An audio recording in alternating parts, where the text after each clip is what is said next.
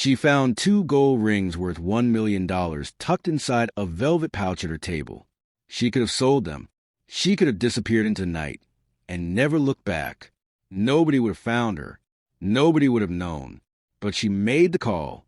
And that single decision, that one moment of honesty in a city that rewards silence, pulled her into a world of power, danger, and a love she never saw coming. Now she is standing while the most feared and powerful Korean mafia boss in Busan watches her with eyes she can no longer ignore. How did it come to this? Let me take you back to where it all began. If you're listening right now, help me prove my mother wrong. She said this channel would never reach 1,000 subscribers, but I believe stories like this, stories about regret, redemption, and the consequences of our choices, deserve to be heard. Help me show her that these tales matter. Hit that subscribe button right now and turn on the notification bell so you never miss our powerful stories. Give this video a like if you're already hooked by what you just heard. Drop a comment below and tell us where in the world you're watching from. United States, United Kingdom, Africa, Canada, Australia. We love connecting with our global family. And please share this video with friends and family who believe in second chances and facing the truth. Your support helps us create more incredible content that touches hearts. Now, let's continue this emotional journey. Crystal Thompson wiped down the counter at Hansun Garden Restaurant, her feet aching inside her worn sneakers. It was a Wednesday night in Siamai, Busan, and the place was packed. Trays flying, orders shouting, music from the kitchen bleeding through the swinging doors. Crystal moved through it all like she had done it 1,000 times, because she was in her early 30s, originally from Atlanta, Georgia, studying pre-medicine at Busan Meyer University during the day and working here at night just to keep herself afloat. Nobody handed her anything. Every one in her pocket she earned herself. She adjusted her apron and glanced across the floor at her co-worker Jamie, a Korean girl with a big personality and even bigger opinions. "Crystal, table 6 has been waiting for their soup for 15 minutes. Jamie called out, balancing 2 plates on her arm. I know, Crystal muttered, grabbing the bowl from the counter. "These shoes are trying to kill me tonight." Jamie laughed. "Girl, you need better shoes." "What I need," Crystal shot back with a tired smile, "is a medical degree. Then nobody can tell me nothing." 20 minutes later, Crystal slipped into the back room for her break, pulled out her phone and dialed. The screen lit up a familiar face, Grandma Ruth, sitting in her small Atlanta living room. TV going in the background, reading glasses perched on her nose. Crystal felt something loosen in her chest the moment she saw her. "Baby." Grandma Ruth's face broke into a wide, warm smile. "I was just thinking about you. Are you eating? You look thin." "Grandma, I'm fine," Crystal laughed softly. "I eat every day. Every day or enough every day. Because those are 2 very different things, Crystal Marie. I'm building something here, Grandma. I'm so close. Just 1 more year, and I'm done." Grandma Ruth studied her through the screen, that sharp grandmotherly gaze that saw straight through every brave face Crystal had ever worn. "You sound tired, baby." "I am tired," Crystal admitted quietly. "But I'm okay. I promise." She hung up a few minutes later and sat alone in the back room, the noise of the restaurant muffled through the walls, Busan humming outside, and the weight of being completely alone in a foreign country pressing quietly on her shoulders in the dark. It was just after 9 o'clock when the energy inside Hansun Garden shifted. Crystal felt it before she even looked up, a subtle change in the air, like the temperature dropped 2 degrees. The usual noise of the restaurant, clinking glasses, overlapping conversations, the hiss of the kitchen, seemed to pull back just slightly. She turned from the counter and saw him walking through the door, a man in his early 40s, dark tailored suit that had no business being inside a casual restaurant in Siamai. Sharp features, hair swept back, eyes that moved across the room slowly and deliberately, cataloging everything and everyone without appearing to look at anything at all. Behind him, a broad-shouldered man in a dark jacket stepped in and positioned himself near the entrance without a word. Crystal noticed the staff near the host stand go very still. She grabbed her notepad and walked over. "Good evening," she said professionally. "Table for 1?" The man looked at her. Not the quick, dismissive glance she usually got from important-looking customers. He actually looked at her, just for a moment, and something moved across his face, so briefly she almost missed it. Then it was gone. "Yes," he said simply. She led him to a booth near the window. He sat down, ordered a glass of water, and nothing else, and Crystal went back to her work. But for some reason she couldn't explain, she was aware of him the entire time. Park Jin-seo sat in the booth and did what he always did in unfamiliar spaces. He observed. The restaurant was busy and loud. Ordinary people living ordinary lives. Nothing here should have held his attention for more than 30 seconds. But his eyes kept returning to the waitress. Crystal moved through the floor with a quiet efficiency that was almost graceful, weaving between tables, balancing plates, managing 3 things at once without losing her composure. Then a man at table 4 snapped his fingers at her and said something sharp. Jin-seo watched her pause 1 beat and then respond with complete calm. No attitude, no visible irritation. Just quiet, dignified professionalism that shut the man down without a single raised word. Jin-seo watched her walk away from that table and laugh at something her co-worker said. Genuinely. Like the rude customer had already left her mind entirely. No performance. No bitterness. Just real. Agent Choi appeared silently at his shoulder. "Sir, we have a meeting in 40 minutes. Jin-seo didn't move immediately. His eyes stayed on Crystal 1 moment longer. "Sir," Agent Choi said again, quiet but firm. Jin-seo reached for his glass, finished his water, and stood. He left the exact cost of the water on the table, walked to the door, and stepped back out into the Busan night. But something about the woman inside that restaurant stayed with him all the way to the car. The car moved smoothly through the lit streets of Busan. Agent Choi drove in silence. He had worked for Park Jin-seo long enough to know when silence was required. Jin-seo sat in the back seat, one elbow resting against the window, watching the city slide past in streaks of neon and shadow. His mind drifted, the way it always did late at night when the business of the day was done and there was nothing left to occupy him. He thought about Mrs. Yoon, his ex-wife, the woman who had worn his ring, lived in his penthouse, wore his name like a designer label, and spent 4 years draining everything she could reach before walking into a lawyer's office and taking half of what he had built. She hadn't cried at the divorce. She had smiled. And before Mrs. Yoon, there had been another woman, different face, same story. Expensive tastes, empty words, and an ex at the moment the arrangement stopped being convenient. Jin-seo reached into the inside pocket of his jacket slowly. His fingers found a small velvet pouch. He held it without taking it out, just felt the familiar weight of it in his palm, and said nothing. 3 years ago, Park Jin-seo had done something completely out of character. He had walked into the finest jeweler in all of Busan and commissioned 2 rings.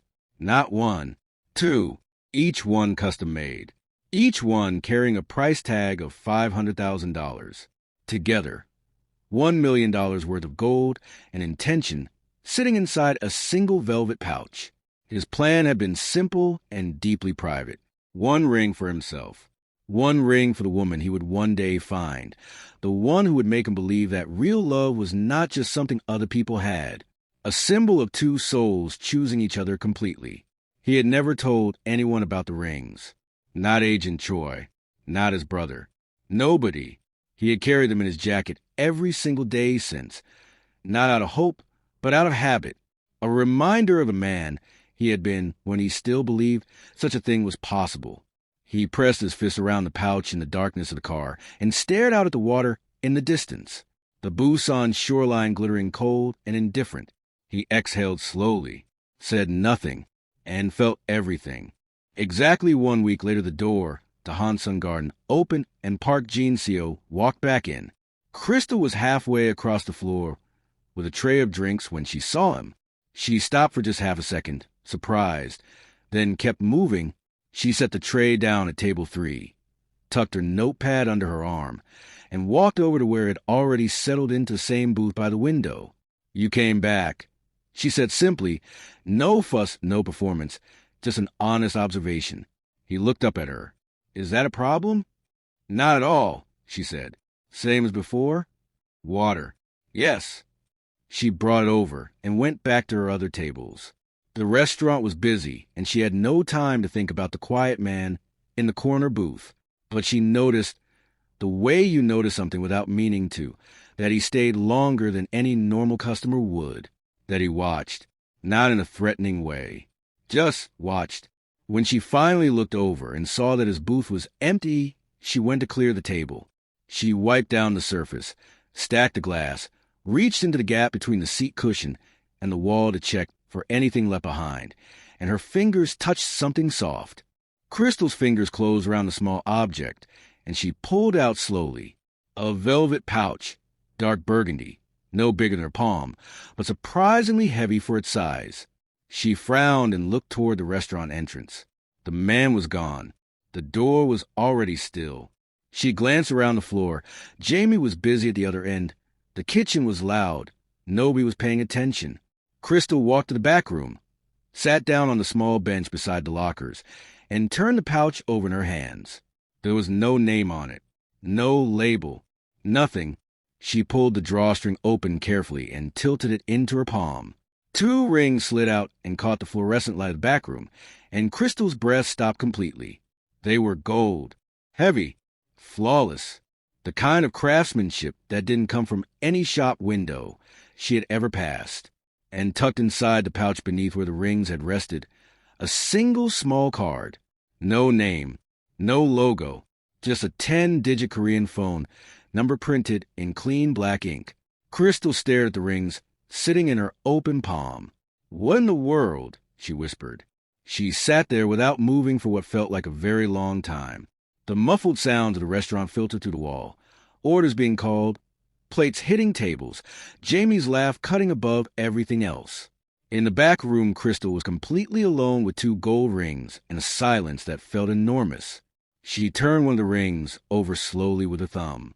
The weight of it alone told her everything she needed to know about what it was worth. Her mind did the calculation before she could stop it. Sell both rings. Leave Busan tonight. Buy a one-way ticket back to Atlanta. Clear her overdue tuition. Pay off her landlord.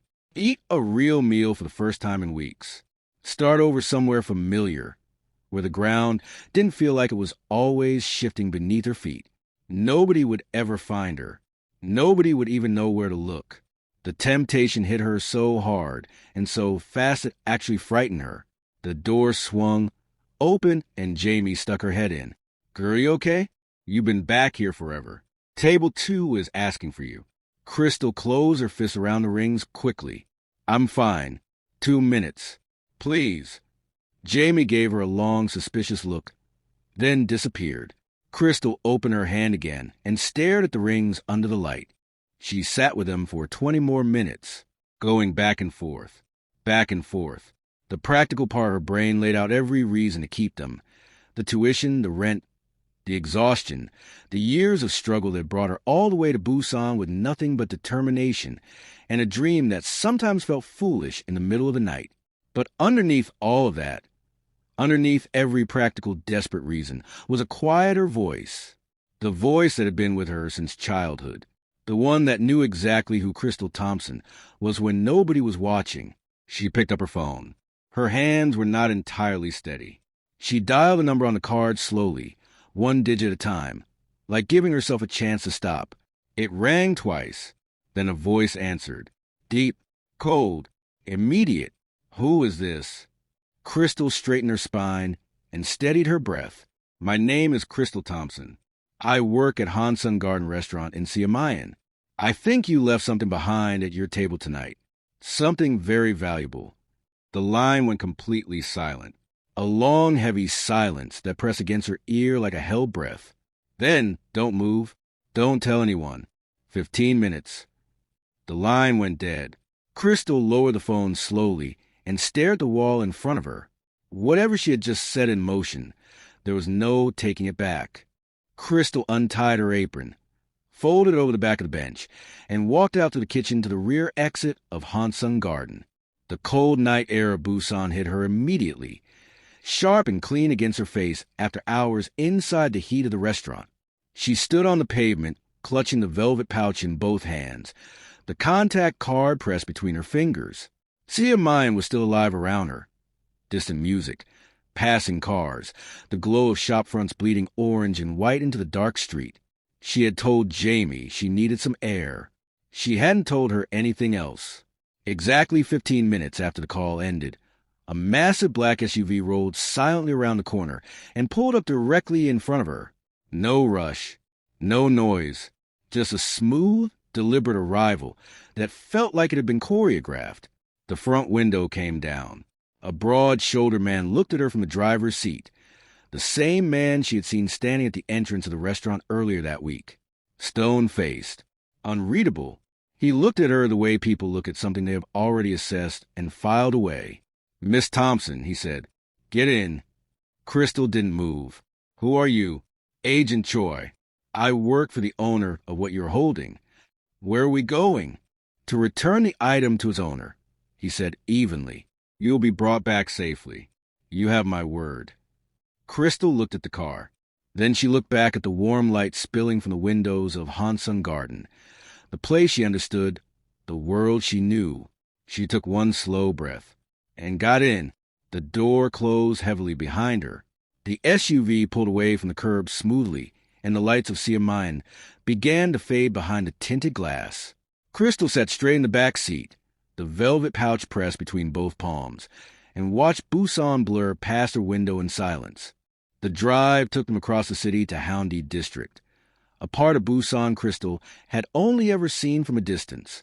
Wide, clean streets, tall buildings with lights that never seemed to go off, the kind of neighborhood that existed in a different tax bracket from everything she had ever known. The SUV pulled into an underground parking structure beneath a towering residential building, and Agent Choi led her to a private elevator without a word. The doors opened directly into a penthouse. Crystal stepped out and stopped. Floor-to-ceiling windows ran the entire length of the far wall, and beyond them, all of Busan spread out like a living painting. The Han River Bridge lit up in the distance, the coastline glittering. The whole city laid out below like it belonged to whoever stood at that window. And standing at that window, back turned, hands clasped behind him, was the man from the restaurant. He didn't turn immediately. He let the silence sit for a moment. Then he turned slowly and looked at her across the room. Crystal walked forward, steady, and held out the velvet pouch. "I believe these belong to you," she said. He looked at the pouch in her outstretched hand. Then he looked at her face, long and searching, the way he looked at her in the restaurant, but more direct now, more open, more like he was reading something he hadn't expected to find. He didn't reach for it immediately. "You could have kept them," he said. His voice was low and measured. "Sold them. Left Busan tonight. I never would have found you." Crystal held his gaze without flinching. "They're not mine to keep." Park Jin-seo moved toward her slowly, not threatening but deliberate. The kind of movement that came from a man who was never in a hurry because the room always waited for him. He stopped a few feet away and studied her face with an unhurried attention that most people would have found unbearable. Crystal held her ground. "Do you have any idea what those rings are worth?" he asked. His voice was quiet, controlled, but underneath the control was something else, something testing. "It doesn't matter what they're worth," Crystal said. "They belong to you. That's the only thing that matters to me." Something shifted in his eyes, a small, almost invisible movement, like a door opening 1 inch in a wall that had been sealed for years. He looked at her for a long moment without speaking. "Most people in your position would have disappeared," he said finally. "I'm not most people." The silence that followed was long and charged. Agent Choi stood near the elevator, still and quiet as always, but even he seemed to be holding something back. Jin-seo looked down at the velvet pouch still extended in Crystal's hand. He reached out and took it from her, and for one brief second their fingers made contact. He looked down at the pouch in his palm. His jaw tightened almost imperceptibly. Something raw moved across his face and was gone just as quickly.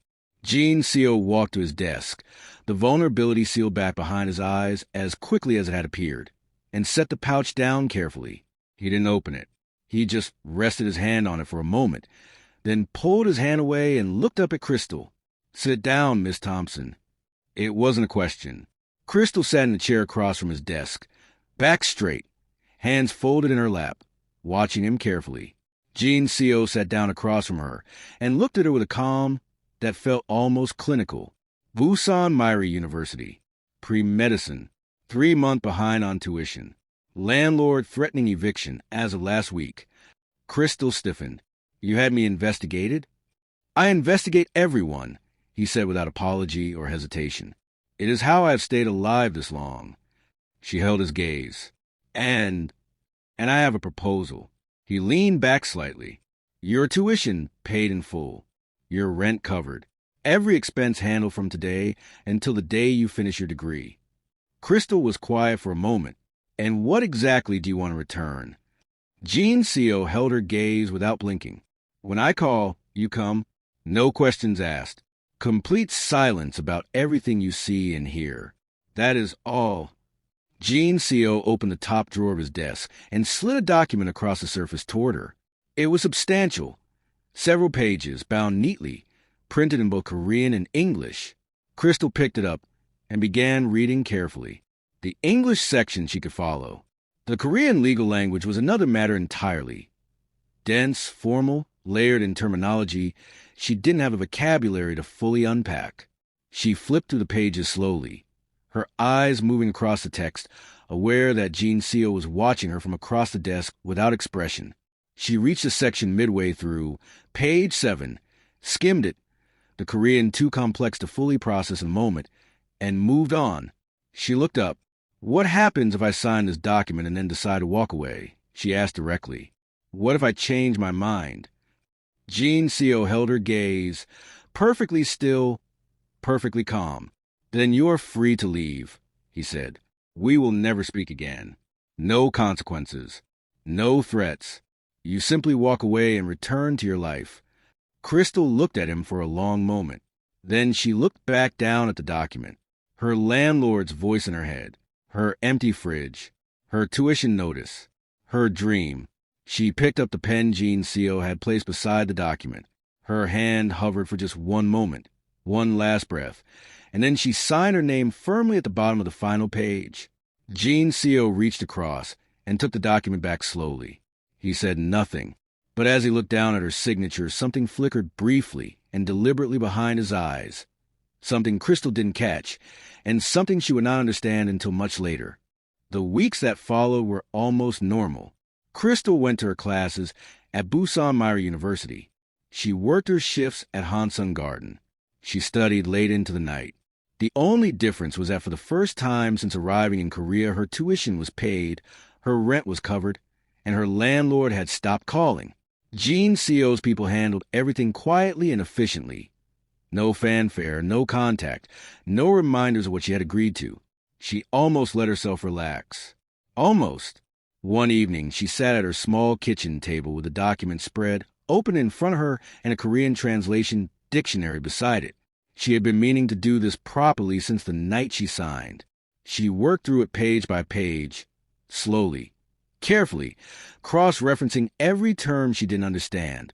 Most of it was what Jean Co. had described. Confidentiality, availability, compensation. Then she reached page 7, the clause she had skimmed that night in the penthouse. She read it once, then twice, then a third time with the dictionary open beside her, translating every word until she was absolutely certain she understood what it said. It stated, clearly and legally, that she was bound to him not simply as a medical resource, but as a personal confidential asset, that he held the right to call her into any situation, dangerous or otherwise, at any time, and that under the terms she had signed, she had no legal right to refuse. Crystal set the dictionary down. Her hands had gone cold. She stared at the page in the quiet of her apartment. He lied to me, she said to no one. He looked me straight in the eye, and he lied. Crystal called the contact number at 7 the next morning. Her voice was tight and controlled. The kind of control that only exists when someone is working very hard to keep themselves from shaking. I need to speak to Mr. Park, she said. Today, not tomorrow. Today. Agent Choi arrived at her apartment 2 hours later, alone, composed, dressed in his usual dark jacket. Crystal had the document open on the kitchen table, before he even sat down. She pointed directly at page 7. "Explain this to me," she said, "because what I am reading here is not what Mr. Park described to me the night I signed." Agent Choi looked at the clause. His eyes moved across it steadily. Then he looked up at Crystal, his face giving nothing away. "Mr. Park always protects his interests, Miss Thompson." Crystal stared at him. "He lied to me. He sat across that desk, looked me in the eye, and told me I was free to walk away whenever I chose. That is not what this says." Agent Choi was silent for a long moment. Then he leaned forward slightly, and when he spoke again, his voice was lower, quieter, different from his usual tone. "I am going to tell you something I should not tell you. Every woman who has entered Mr. Park's world has either taken everything from him or been destroyed by it. I am not saying this as his employee, Miss Thompson. Be very careful of the line you are walking, for your own sake." Crystal sat very still and looked at him. She still wasn't entirely sure if what he had just said was a warning or a threat. 2 days later, Crystal walked out the main entrance of Busan Meyer University into the gray afternoon, bag over her shoulder, mind still turning everything over. She had barely slept. She was halfway down the front steps when a sleek white car rolled up slowly along the curb and stopped directly in front of her. The window came down. The woman inside was strikingly beautiful.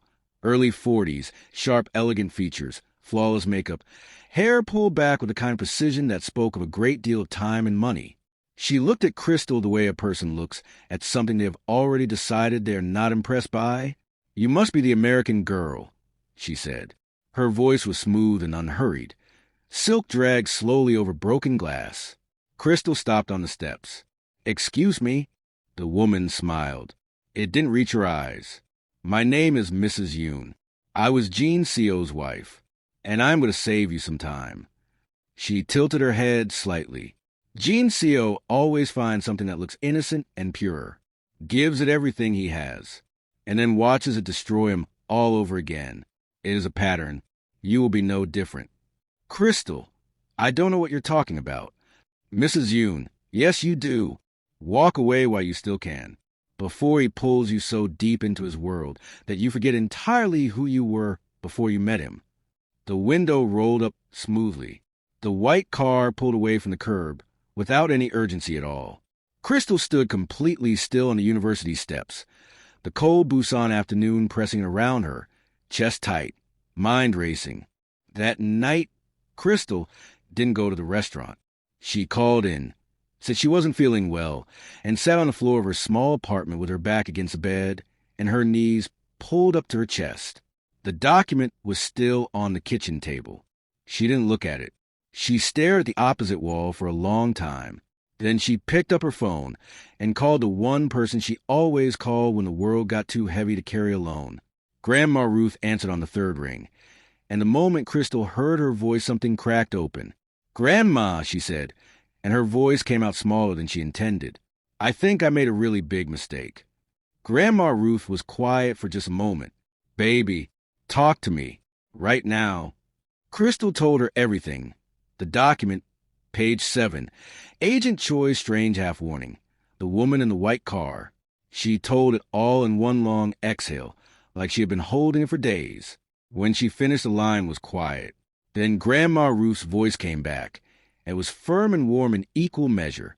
"Crystal Marie Thompson, you did not leave everything you knew and fly across the world to fall apart on somebody's floor in Korea. Whatever you signed, you face it. You don't run from it. But listen to me, baby. Protect your heart. That part was never part of any deal, and it never will be." Crystal pressed her palm against her eye, nodded even though no one could see her. "Yes, ma'am," she whispered. She sat there for a long time after they hung up, Busan humming quietly outside her window, holding herself together with both hands. The weeks that followed were quieter than Crystal expected. Jean Seo called twice, both times for small things that turned out to be nothing more than brief meetings, a question answered, a piece of information passed along. Nothing dangerous. Nothing that crossed the line she had drawn for herself. But something was changing, slowly, almost imperceptibly, in the spaces between the business. The conversations were getting longer. The formality was thinning at the edges. One evening, they sat across from each other in a quiet corner of a restaurant in Senam City. Nothing arranged, nothing official. And Jean Seo asked her something she hadn't expected. Why did you come to Korea? Crystal looked at him, genuinely caught off guard by the question. To study, she said. But why here? Why alone? She was quiet for a moment. Because I wanted to prove to myself that I could build something real. Somewhere nobody knew my name. Somewhere I had to earn every single thing from the very beginning. Jean Seo looked at her across the table. A long, quiet look. I built an entire empire, he said finally, and his voice was lower than usual, almost private. And I have never once felt what you just described. Crystal looked back at him. Really looked. Past the tailored suit and the composed expression in the careful walls. And for the first time she saw it, underneath all of it, a man who was profoundly and completely alone. She didn't say anything. But something shifted inside her that evening. Quietly, against every warning she had ever received, and she felt it happen and could not stop it. It was 3:47 in the morning. Crystal was at her desk surrounded by open textbooks, a half-finished cup of cold coffee, sitting beside her laptop, her highlighter moving slowly across a page of anatomy notes. The apartment was completely silent, except for the distant hum of the city outside and the occasional sound of a car passing on the street below. She was exhausted in the deep-bone level way that only comes from months of pushing past what a human body wants to do. But she kept going. One more page, one more diagram, one more step toward the finish line. She had crossed an ocean to reach. Then her phone rang, sharp and sudden in the heavy silence, cutting through everything like a blade. Crystal's highlighter stopped moving. She stared at the phone on the desk beside her textbook. The screen showed the contact number. She already knew, somewhere deep and instinctive, before she even picked it up. She answered. Hello? The voice on the other end was unrecognizable. Not the composed, measured, controlled man she had come to know over these weeks. This voice was tight, raw, stripped down to something exposed and desperate underneath. Crystal, just her name. The way he said it told her everything. I need you right now. Car is 2 minutes away. Please get dressed. Crystal sat up straight. Jean Seo, what is happening? A pause, brief and heavy. My brother. He has been attacked. He is losing blood, and I cannot take him to a hospital. You are the only person I trust right now. Then, quieter, almost like it cost him something significant just to form a word. Please. Crystal had never heard him say please before. Not once. The word landed on her chest like a physical weight. She was already out of her chair before the call ended, moving across the dark apartment, pulling on her clothes with hands that were steady even though her heart was not. The black SUV was already idling at the curb when Crystal came through the building entrance, medical bag over her shoulder, jacket half zipped against the cold night air. Agent Choi was behind the wheel. He didn't speak. He didn't need to. The moment she pulled the door shut, he was already moving, pulling into the empty Busan streets with a speed and purpose that told her everything about the seriousness of what she was driving toward. Crystal sat in the back seat and held her medical bag in her lap and watched the city change outside the window. The familiar lights of the residential neighborhoods gave way to wider roads, then darker ones, then the kind of roads that don't appear on any map you find in a tourist's hand. They were heading toward Gimhae, outside the city's edges, and the drive felt long and silent the way that only urgent things do. When they finally turned through a set of heavy iron gates, Crystal leaned forward slightly and looked through the windscreen. High walls, floodlights cutting white columns through the dark, men stationed at intervals along the perimeter, still alert, armed. The SUV moved through an underground entrance and into a garage, and Agent Choi was out of the car before the engine fully died. He led Crystal through a series of marble-floored corridors, clean, cold, silent, and then through a heavy door into a room that stopped her completely. It was a medical room, fully equipped, surgical lighting, stainless steel surfaces, 4 stands, a trauma cart stocked with everything she could need, and on the gurney in the center of the room, a man in his early 50s, unconscious, a deep brutal wound to his left side, blood soaking steadily through layers of white gauze. Jean Seo was standing over him, jacket stripped off, shirt sleeves pushed up, both hands gripping the edge of the gurney so tightly his knuckles had gone white. He looked up when Crystal entered, and the look on his face, the look in his eyes, stopped her breath. She had seen Gene Seo composed. She had seen him cold. She had seen him guarded and controlled and commanding. She had never seen him like this. Unguarded, pale, terrified in a way only a person who is about to lose someone irreplaceable can be terrified. The black SUV was already idling at the curb when Crystal came through the building entrance. Medical bag over her shoulder, jacket half zipped against the cold night air. Agent Choi was behind the wheel. He didn't speak. He didn't need to. The moment she pulled the door shut, he was already moving, pulling into the empty Busan streets with speed and purpose that told her everything about the seriousness of what she was driving toward.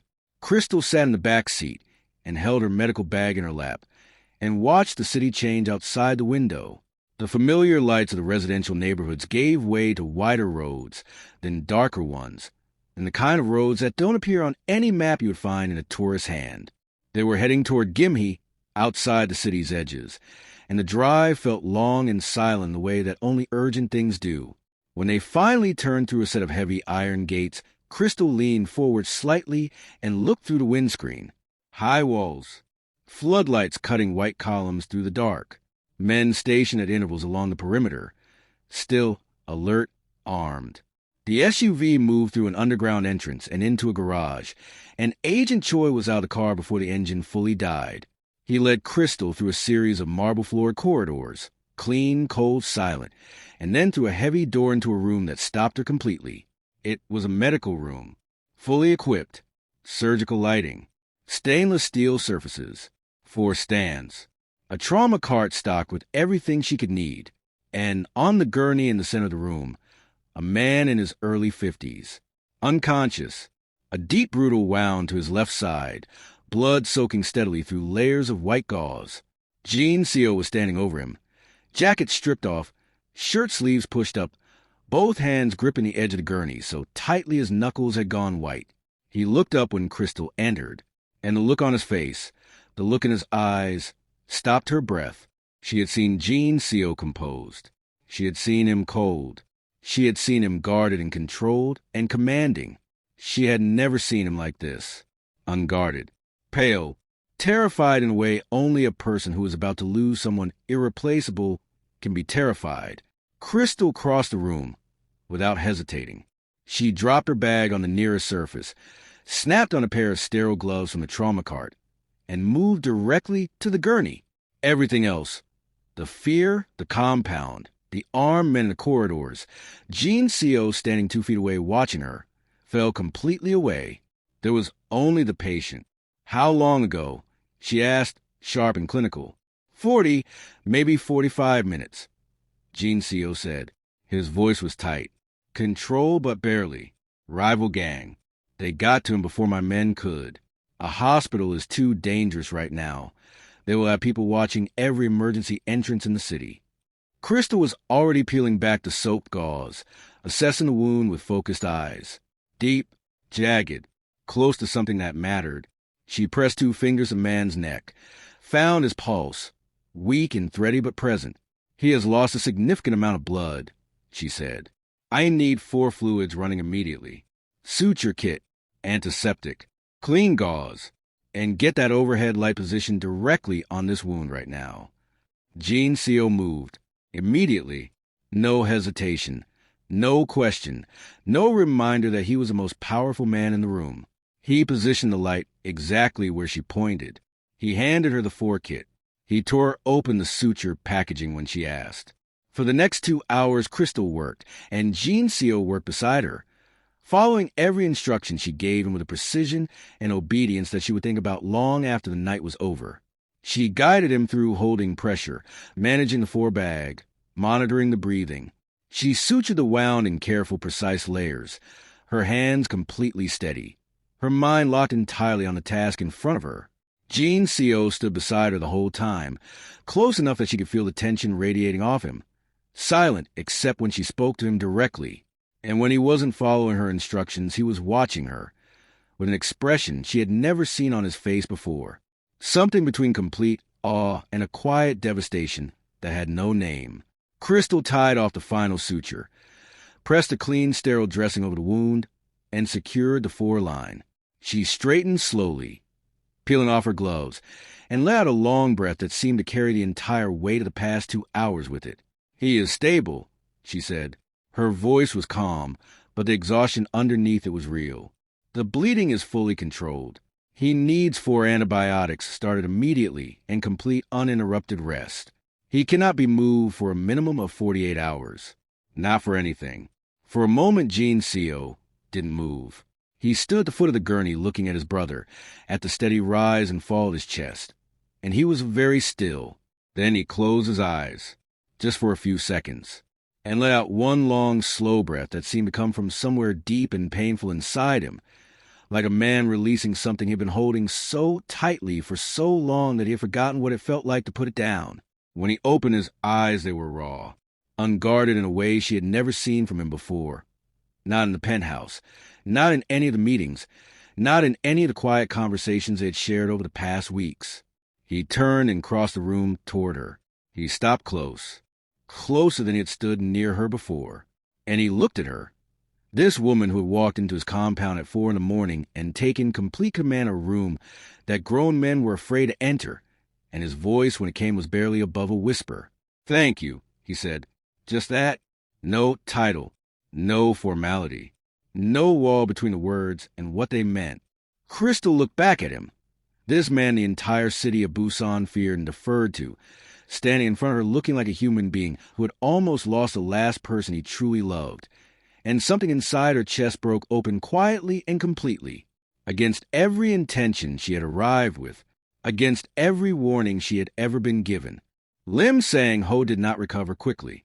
The days at the Gimme compound moved slowly, marked by the rhythm of 4 changes and vitals checks and the careful managed silence of a house full of men who were used to action but had been told to wait. Gene Seo barely left. Crystal would pass the door of his brother's room at different hours and find him in the same chair beside the bed, sometimes reading, sometimes just sitting with his elbows on his knees and his eyes on his brother's face, not speaking, just present. On the 3rd day, she passed the doorway and slowed without meaning to. Sang-ho was awake, propped up slightly against the pillows, pale and diminished but conscious. He had one hand wrapped around Gene Seo's wrist where it rested on the edge of the bed. His voice was low and strained, but clear enough to reach Crystal in the corridor. "I left because I couldn't watch you become something I didn't recognize anymore," Sang-ho said. "Not because I stopped loving you. I want you to understand that. It was never because of that." Gene Seo sat very still. His jaw was tight. When he spoke, his voice was controlled, but only just, "You should have stayed. You should have fought it with me." Sang-ho shook his head slowly. "And you should have listened when I told you where it was all going. I told you, Gene Seo. Years before any of it happened, I told you." A long silence settled between them. The kind of silence that only exists between 2 people who have said everything and nothing at the same time. Then Gene Seo, and Crystal heard it clearly from the corridor, his voice cracking just at the edge. "I'm glad you're still here, Hyung." Sang-ho tightened his grip on his brother's wrist. "So am I, little brother," he said quietly. "So am I." Crystal pressed it back against the wall beside the doorway and stood there for a moment, eyes closed, tears sliding silently down her face, feeling something enormous and permanent shift inside her chest that she had no words for yet. Later that same evening, a staff member came to find Crystal and told her that Mr. Lim was asking to speak with her. She found him propped up in bed, the overhead light dimmed, the room quiet around him. He looked tired in the deep, settled way of someone whose body was working hard beneath the surface. But his eyes, when she sat down beside him, were clear and direct. "You saved my life," he said. His voice was slow but certain. "I want you to know that I understand what that means." Crystal shook her head slightly. "You don't need to." "I know I don't," he said gently. "But I want to." He studied her face for a moment. "You also saved something else that night. Something I had been afraid for a long time was already gone." Crystal looked at him. "He loves you," she said quietly. Anyone watching him in that room could see that. Sang-ho nodded. "He does. But love is not the thing my brother has struggled with." He paused. Gene Seo has not let a single person genuinely close to him in over 10 years. Every woman who came into his life saw the empire and took what she could and left. He stopped believing that people like you existed. Crystal was quiet. She looked down at her hands in her lap. Sang-ho continued, his voice careful and deliberate. My brother has not looked at anyone the way he looks at you in a very long time, Miss Thompson. Whatever you have heard about him, whatever this world he lives in has shown you, he is not who the city says he is. He simply forgot that himself somewhere along the way. Crystal sat with those words for a long time after Sang-ho closed his eyes to rest. She sat with them and felt them settle somewhere deep and quiet. In the part of her chest were all the things she hadn't admitted, yet were waiting patiently to be acknowledged. The days at the compound stretched on, and the world outside felt increasingly distant. Crystal monitored Sang-ho's recovery carefully, checking his vitals, managing his medication, watching his color return gradually like the tide coming in. And somewhere in the middle of all of it, in the quiet spaces between the medical checks and the late evenings and the long silences of the Gimhe Hills, she and Gene Seo began to occupy the same space differently. He found reasons to be wherever she was. Not obviously, not with any declaration, just present. One evening after she had finished her final check on Sang-ho, she walked out to the terrace and found Gene Seo already there, standing at the railing, looking out at the dark hills with a glass of water in his hand. She joined him without being asked. They stood in silence for a while, the kind of silence that had stopped feeling uncomfortable somewhere along the way. Then Gene Seo spoke without looking at her. Why did you really make that call? That night at the restaurant. You could have taken them and been gone before anyone knew. Crystal thought about it honestly. Because when I opened that pouch, I didn't see money, she said. I saw something somebody loved. I could feel it just holding them. And I couldn't take that from someone, whoever they were. Gene Seo turned to look at her. He was quiet for a long moment, something moving slowly and visibly across his face that he wasn't trying to hide for once. Nobody has ever said anything like that to me, he said finally. Crystal looked back at him steadily. Has anyone ever really seen you, Gene Seo? Not what you have. Not what you've built. Just you? He didn't answer, but the way he looked at her in that moment, unhidden, unguarded, completely present, said everything that words would have only diminished. That night something between them changed. Quietly, completely, and there was no going back to whatever they had been before it. Crystal had been back in her apartment for less than 2 days when she woke up to 17 notifications on her phone. She sat up in bed, still half asleep, and tapped the screen. Her stomach dropped immediately. A Busan tabloid website had run a story overnight. The headline was in Korean, but the photographs told the story clearly enough. Crystal entering Gene Seo's penthouse building in Haeundae. Crystal leaving the compound in Gimhe. Crystal in the passenger seat of the black SUV. The article framed her as the latest in a line of women attaching themselves to Park Gene Seo's wealth and influence. Her name was spelled correctly. Her university was named correctly. Her workplace was named correctly. Whoever had given this information to the press had done their research. Crystal knew immediately who it was. She sat on the edge of her bed for 10 minutes, feeling humiliation move through her in cold waves, and then she called Gene Seo. He answered on the first ring. Crystal, no, she said. Her voice was shaking, and she didn't try to hide it. I am not going to be dragged through your world's mess. I did not sign up for this. My name is in a tabloid, Gene Seo. My university. My workplace. Do you understand what that means for me? I came to this country to build something. I returned your rings. I saved your brother. I have done everything right, and this is what I get. She heard him exhale. Crystal, just listen. I'm done listening right now, she said. And she hung up. She sat in the silence of her apartment and stared at the floor. Gene Seo stood in his penthouse and stared at his phone. Then he turned to Agent Choi, who was already standing at attention. Find out exactly how Mrs. Yoon got those photographs, he said. His voice was completely quiet. Tonight, and make certain it never happens again.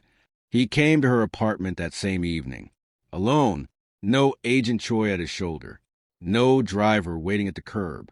Just Jean Seo, standing at her door in the dark hallway of her ordinary Busan apartment building. Looking like a man who had left his armor somewhere and come anyway, Crystal opened the door and looked at him. She had been crying, and she didn't pretend otherwise. Her arms were folded across her chest, and her eyes were tired and red and direct. Jean Seo looked at her, and he didn't reach for a single thing that usually protected him. No composure, no authority, no careful distance. "You are right," he said, "about all of it. I pulled you into something you never chose and never asked for. And when someone used that against you, I was not there to stop it. That is entirely on me. And I am sorry." Crystal looked at him steadily. "Why does she still have any access to your world at all?" she asked. "After everything she took from you. After everything she did." Jean Seo held her gaze. "She doesn't," he said. "Not after tonight. That ends now." A silence settled between them in the narrow hallway. Then Jean Seo took one step forward. "I don't want to lose you, Crystal," he said, and his voice was completely undefended. "I have said a great many things to a great many people in my life, and meant very few of them. I mean this." Crystal stared at him. She felt every wall she had carefully and deliberately constructed over the past weeks begin to give way. Quietly, brick by brick, until there was nothing left between her and the truth of what she felt. "You better mean it, Jean Seo," she said finally, her voice low and real. "Because I am not one of them. I have never been one of them. And I will not be treated like one." He looked at her, and for the first time since she had known him, he smiled. Small, real, nothing performed about it. "I know," he said simply. "That is exactly why I am standing here. It didn't happen overnight. Nothing real ever does." But in the weeks that followed, quietly, methodically, with the same focused precision he had applied to building his empire, Park Jean Seo began dismantling it. Not the businesses, not the men, not the loyalty he had earned over 2 decades of running Busan from the shadows. Just the darkness underneath all of it, the illegal operations, the dirty contracts, the arrangements that existed in spaces where the law didn't reach. He ended them one by one. He called his full inner circle together in the main room of the Houndy penthouse. Agent Choi, his most senior men, everyone who had been with him from the beginning, and he stood at the head of the room and spoke, without notes and without hesitation. "Everything changes from today. Every illegal operation is shut down. Every dirty contract is terminated. We take what we have built and we build it clean, or we do not build it at all." The room was completely silent. Some men shifted in their seats. Others looked at the table. Agent Choi sat completely still, and then looked directly at Jean Seo and nodded once. Firm, unhesitating, absolute. "Yes, sir." At the back of the room, Lim Sang-ho, recovered now, standing straight, arms folded, watched his younger brother with an expression that had taken 10 years of silence and distance to fully earn. Pure, unguarded pride. The transition cost Jean Seo. It cost him significantly. Rivals moved against him. Old alliances fractured. There were threats and there were losses, and there were nights that tested every decision he had made. But he did not flinch. He did not look back. Because for the first time in his life, the thing he was protecting was not power. It was not money. It was not the name that made men move out his way on the street. It was a woman who had returned his rings when she could have run, and in doing so, had returned him to himself. Crystal graduated from Busan Mira University on a morning in late spring, when the sky over the city was completely clear and the light came down warm and unhurried over everything. She stood in the ceremony hall in her graduation gown with the stethoscope she had carried in her bag for 3 years finally hanging around her neck, where it was always supposed to be, and she felt something settle inside her that had been restless for as long as she could remember. A completion, a proof of something. Every early morning, every double shift at Hansung Garden, every night she had sat at that small kitchen table too tired to lift a pen, but lifting it anyway. It had all been for this moment. She found Jean Seo in the crowd without looking for him, the way you find certain people without trying. He was standing near the back.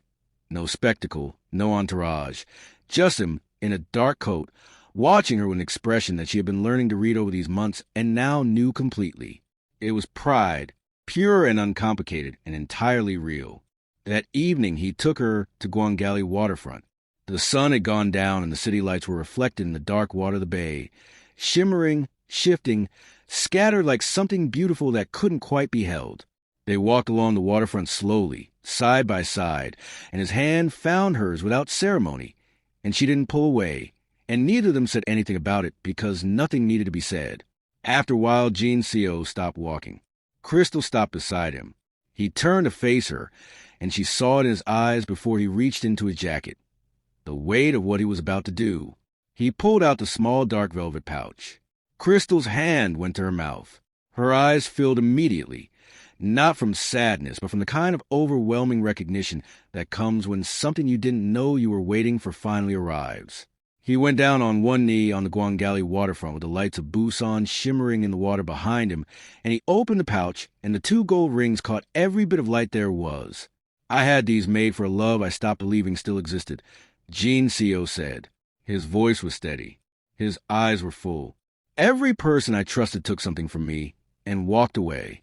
You found something that belonged to me, worth more than money, and you gave it back without hesitating. And then without trying, without asking for anything in return, you gave me something I had completely stopped hoping for.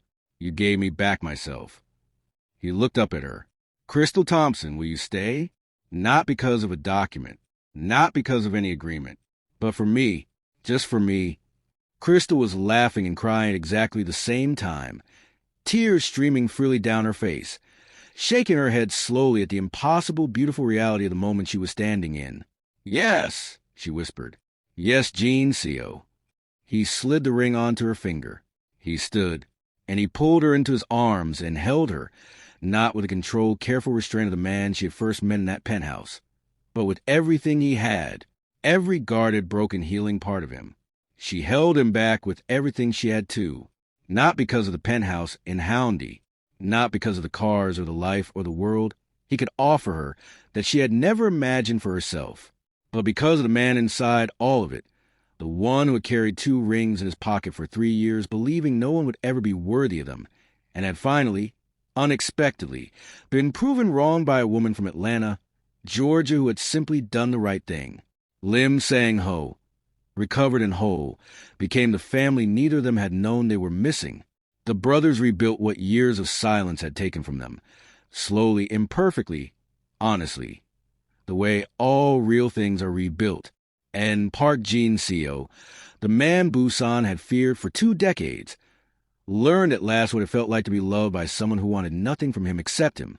2 people from 2 completely different worlds, who found each other in the most unlikely place, and chose each other every single day without conditions, without games, without an ending,